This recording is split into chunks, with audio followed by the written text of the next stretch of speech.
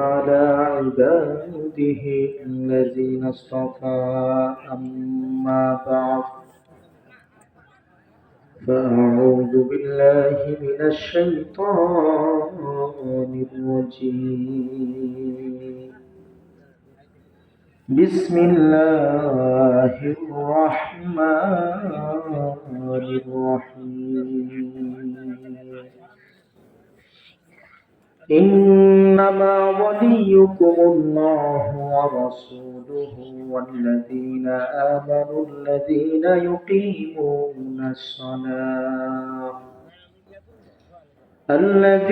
يقيمون الصلاة ويؤتون الزكاة وهم راكعون صدق الله مولانا العظيم. وقال النبي صلى الله عليه وسلم المرء مع من أحبه أو كما قال عليه الصلاة والسلام توحید کی امانت सीनों में है हमारा आसान ही मिटाना नामो निशा हमारे बराबर औला भी कमालिही कशफत तुजा भी जमालिही हसनत जमीउ खिसालिह सल्लु अलैहि व आलिहि। इश्क महबूब खुदा जिस दिल में हासिल नहीं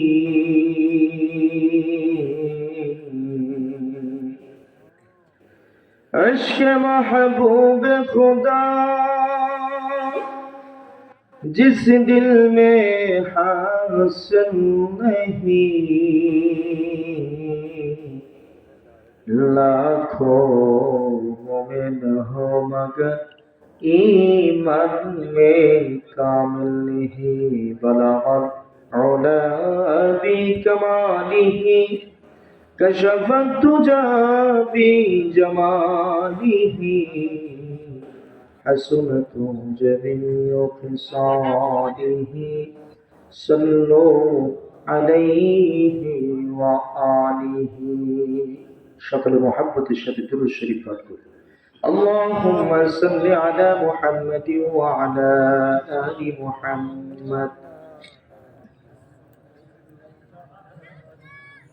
وعلى آل إبراهيم إنك حميد مجيد اللهم بارك على محمد وعلى آل محمد كما باركت على إبراهيم وعلى آل إبراهيم إنك حميد مجيد الحمد لله।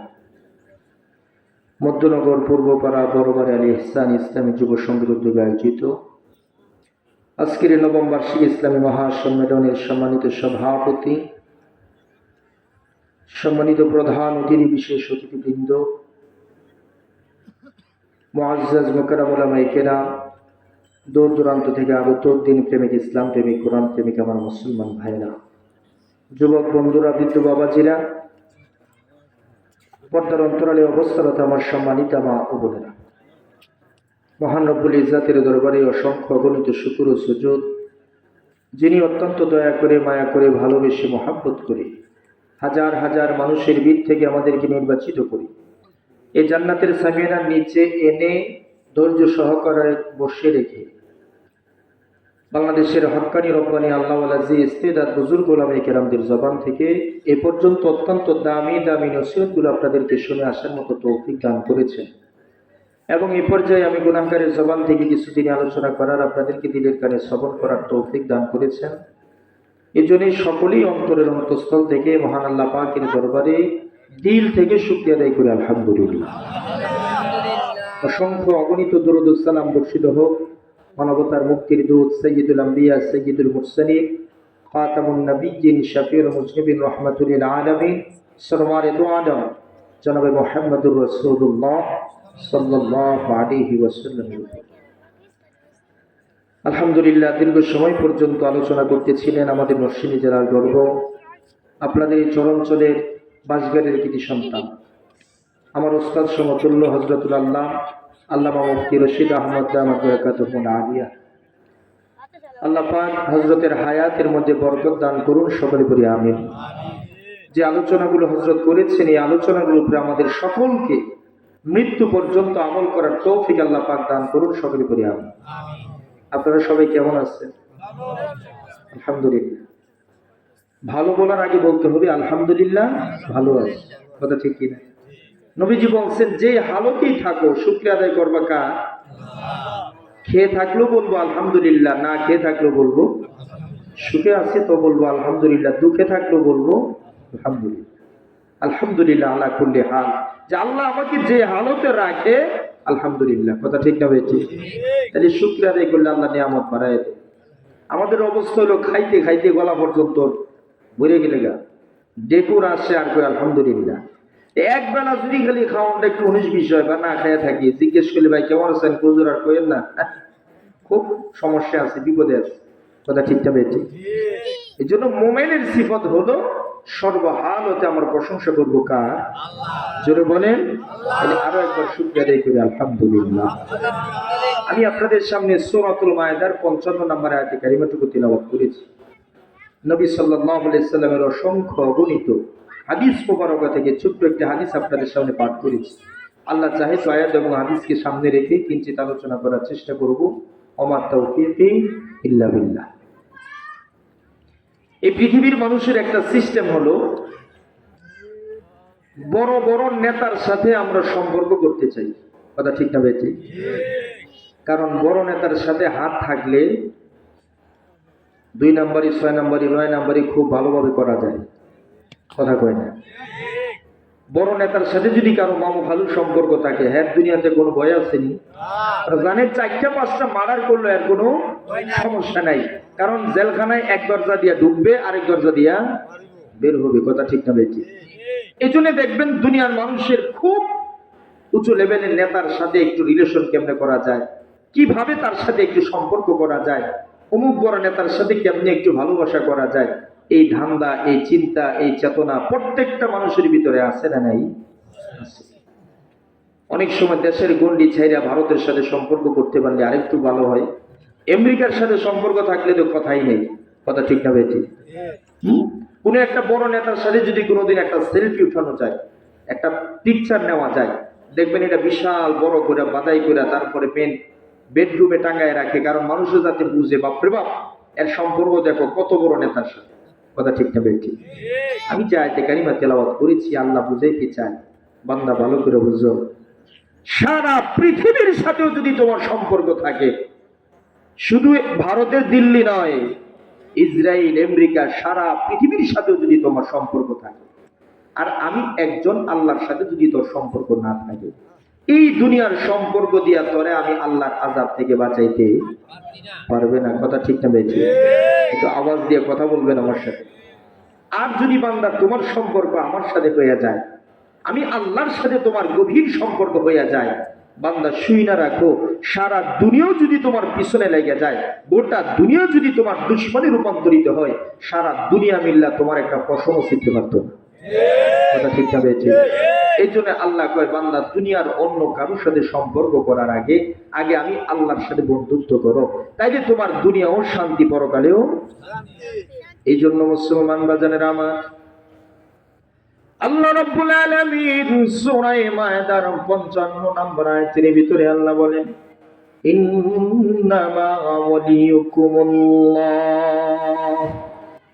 এই পৃথিবীর বান্দা বান্দীরা, আমি আল্লাহ তাআলার সাথে বন্ধুত্ব করো, আমাকে তোমার ওলি বানাও, আমাকে তোমার বন্ধু বানায় নাও, আমার সাথে তুমি রিলেশন করো, আমার সাথে ইশক প্রেম করো। ও বান্দা, তুমি যদি আমার সাথে সম্পর্ক না রাখা গোটা দুনিয়ার সাথেও যদি তোমার বন্ধুত্ব কইরা নাও, দিল্লি যদি তোমার বন্ধু হয়, ইসরায়েল তোমার বন্ধু হইয়া যায়, আমেরিকাও যদি তোমার বন্ধু হইয়া যায়, তাম পৃথিবীও যদি তোমার বন্ধু হইয়া যায়, বান্দা মনে রাখো, আমার সাথে যদি সম্পর্ক না থাকে, আমি যখন তোমারে ধরবো, আমার ধরা থেকে সারা দুনিয়া মিললেও তোমারে বাঁচাইতে পারবে না। 5ই আগস্ট আল্লাহ ধরছেনি, কথা কই না, বেশি কাঁঠাল রানী এমন কোন সন্ত্রাসী ক্যাডার ফেডার ছিল না, তার পক্ষে ছিল না, কথা কোন ঠিক কিনা?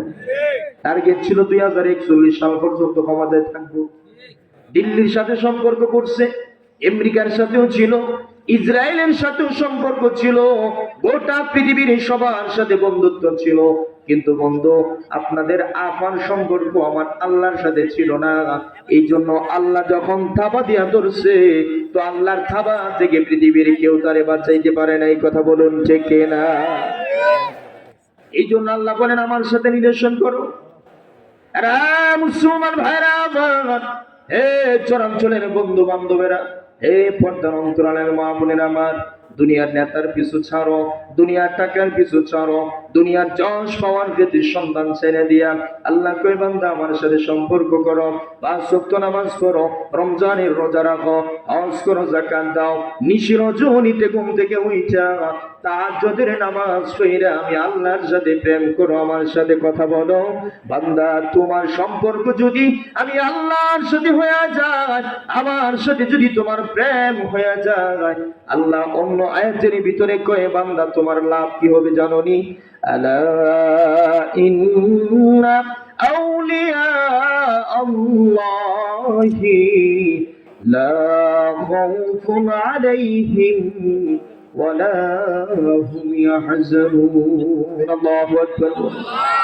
আল্লাহ কয় বান্দা আমার সাথে যদি তোমার সম্পর্ক হয়, আমি যদি তোমার ওলি হয়ে যাই, তুমি যদি আমার ওলি হয়ে যাও, তুমি আমার বন্ধু আমি তোমার বন্ধু, বাস পৃথিবীর তাম দুনিয়াতে কোনো ভয় নাই, পেরেশানি নাই, বাংলা দুনিয়া তো কোনো পেরেশানি নাই।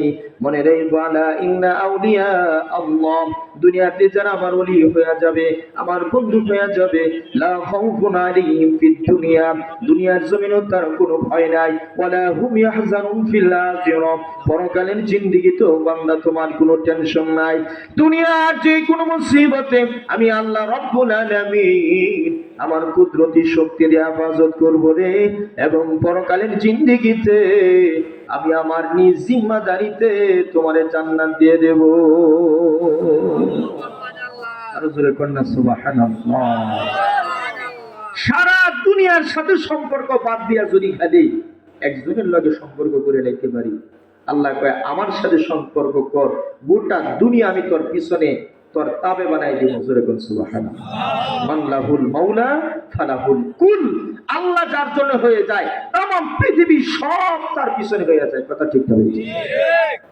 আর আল্লাহর সাথে সম্পর্ক না করে গোটা দুনিয়ার সাথে সম্পর্ক করলে কোনো লাভ আছে নি?